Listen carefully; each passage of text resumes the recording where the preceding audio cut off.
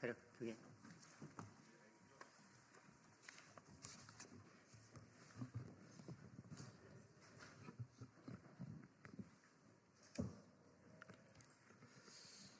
비상계엄 국조특위 국민의힘 소속 의원들입니다. 오늘은 단핵재판에서 핵심 증인인 홍장원 전 차장의 진술이 계속 번복되고 있고 번복된 진술마저도 사실에 부합하지 않기 때문에 저희들이 자료 요청을 통해서 국정원으로부터 받은 CCTV 영상을 오늘 공개하려고 합니다. 저희들이 받은 영상을 오늘 기자회견을 위해서 편의상 짧게 편집한 편집본이 있고요. 원본이 있습니다. 마치시고 연락 주시면 저희들이 편집본과 원본을 언론인 여러분께 제공해 드리도록 하겠습니다. 편집된 영상의 주요 내용을 간단하게 설명드리겠습니다. 홍장원 전 차장은 그저께 채널A 인터뷰에서 여인영 사령관과 첫 통화는 22시 46분에 집무실에서 했다라고 했습니다.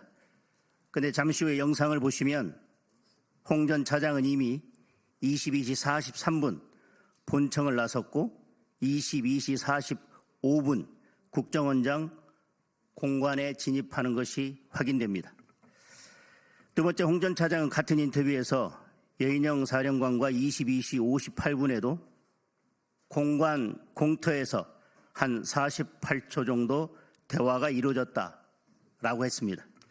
잘 아시는 바와 같이 이 부분은 홍 전 차장이 기존에 11시 6분에 국정원장 공관 앞에서 메모를 작성했다라고 진술한 것에 대해서 조태영 국정원장이 국정원 CCTV 영상 확인 결과 홍 전 차장이 그 시각에 본청 사무실에 있었다라고 확인을 해주자 이에 대해서 다시 홍 전 차장이 반박을 하면서 22시 58분에도 공관 공터에서 통화를 했다라고 주장한 내용입니다.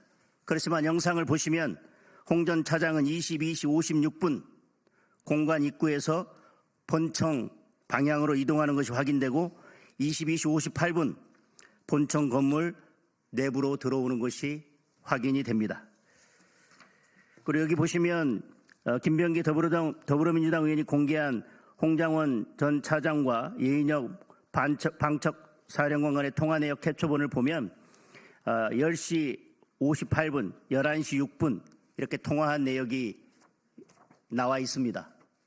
지금 설명드린 내용을 토대로 해서 먼저 영상을 2번 확인하시겠습니다.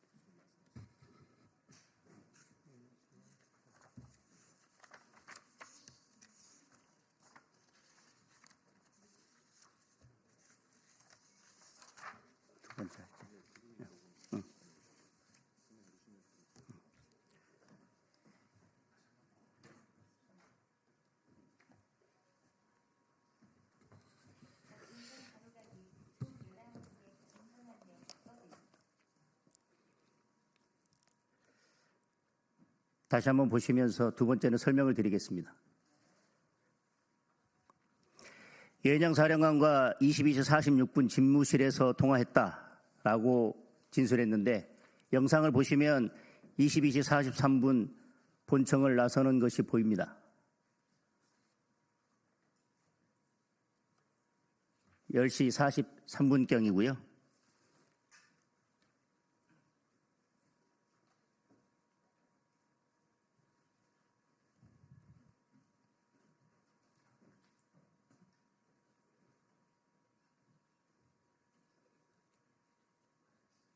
그리고 10시 45분경에 국정원장 공관에 진입하는 것을 확인할 수 있습니다. 22시 58분에도 공관 공터에서 한 48초 정도 통화를 했다라고 했는데 이미 10시 56분에 공관을 빠져나가는 것을 볼 수 있습니다. 따라서 58분에 공관 공터에서 통화를 했다는 것은 전혀 사실과 다릅니다. 그리고 10시 58분경에는 본청 내부로 들어오는 것이 확인이 됩니다.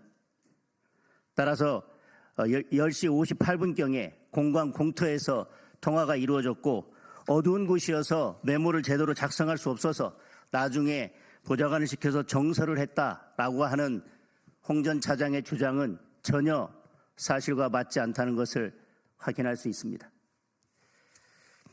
이상 영상을 보신 것을 토대로 해서 저희들이 준비한 회견문을 낭독하겠습니다.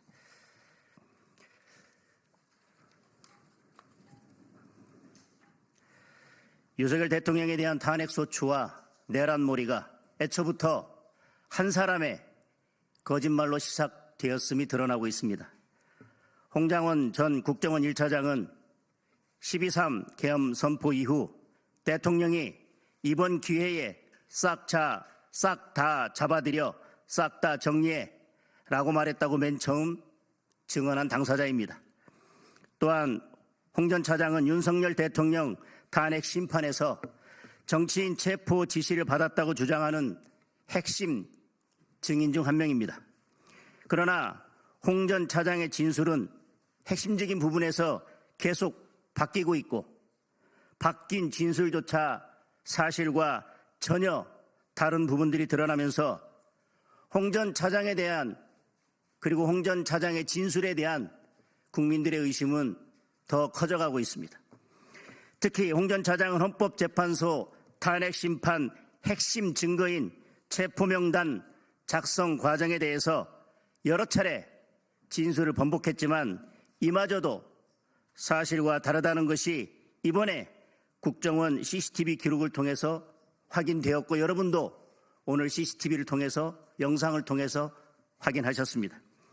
지난 12월 6일 국회 정보위원회에서 홍 전 차장은 여인영으로부터 체포 명단을 듣고 미쳤구나 생각하고 그 다음부터 메모하지 않았다는 취지로 진술한 바 있습니다.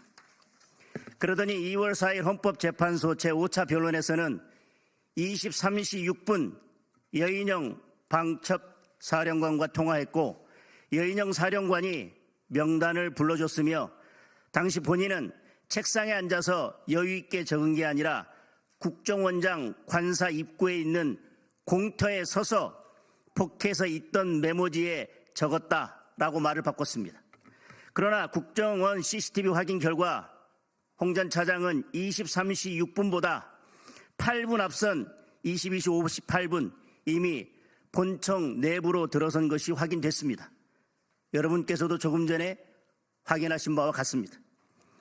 홍 장관 본인도 이틀 전인 2월 18일 언론과의 인터뷰에서 체포 명단을 듣고 받아 적은 장소가 국정원장 공관 앞 공터가 아닌 국정원 본청 집무실이었다고 기존 진술을 또다시 번복했습니다. 또한 본인이 여러 번 기억을 더듬어 밝힌 여인영 방첩 사령관과의 3번의 통화 장소 중에서 최소 2번의 통화 장소가 실제와 다르다는 사실이 국정원 CCTV를 통해서 드러났습니다. 결국 홍장원 전 차장의 진술에는 다음과 같은 3가지 결정적인 문제가 있습니다. 첫째, 홍장원 전 차장은 체포명단 대필과 관련해서 어두운 야외에서 적어서 알아보기 어려워 보좌관에게 정서시킨 것이라고 주장한 바 있습니다. 그러나 CCTV를 통해서 여인영 사령관과의 통화가 야외가 아닌 본인 집무실에서 이루어졌음이 확인됐습니다. 따라서 애초부터 어두운 야외에서 적어서 알아보기 어려웠다는 주장은 그 자체로서 설 곳이 없어졌습니다. 둘째, 본인조차 알아보기 어려운 글씨를 타인이 알아보고 이를 정사한다는 것은 상식적으로 납득하기 어려울 것입니다. 내가 봐도 알아보기 어려운 내 글씨를 타인이 어떻게 알아보고 정사할 수 있겠습니까? 더구나 홍 전 차장은 옮겨 적은 사람이 누구인지조차 공개할 수 없다고 은근슬쩍 도망가고 있습니다. 셋째, 홍 전 차장은 헌법재판 5차 변론기일 당시 검찰에 제출한 명단은 보좌관을 시켜 다시 옮겨 적은 정사한 버전이라고 진술한 바 있습니다. 그런데 12월 11일 민주당 의원이 공개한 메모와 2월 18일 언론 인터뷰에서 홍장원 본인이 공개한 메모 등 메모가 공개될 때마다 수정된 흔적이 있고 한 사람에 의해 쓰여진 것이 아니라는 사실만 확인되고 있습니다. 이렇게 작성 경위와 작성자조차 불분명한 메모가 비상계엄으로부터 열흘 가까이 지난 12월 11일 국정원 출신 야당 의원에 의해 최초로 공개됐습니다. 그리고 대통령 탄핵 심판의 핵심 증거로 제시되고 있습니다. 이미 많은 국민께서 홍 전 차장의 진술에 대해 의구심을 가지고 계십니다. 오히려 진술이 뒤바뀌고 타인에 의해서 오염됐다는 증거만 차고 넘칩니다. 이렇게 믿기 어렵고 오염된 증거를 바탕으로 헌법재판이 계속된다면 누구라도 그 결과를 받아들일 수 없을 것입니다. 오히려 더 큰 사회적 갈등만 낳게 될 것입니다. 홍장원 전 차장은 오늘 오후 10차 변론 기일에 출석합니다. 국가 위기 앞에서 3인 성호의 누를 범하지 않도록 공직자로서 이제라도 양심에 따라 사실대로 증언하길 바랍니다. 헌법재판소도 형사소송 절차에 따라 탄핵 심판을 진행하고 대통령의 방어권을 충분히 보장하여야 할 것입니다. 홍 전 차장의 거짓 증언은 대한민국의 사법 질서를 파괴하고 헌법 체계를 붕괴시킨 중차대한 범죄입니다.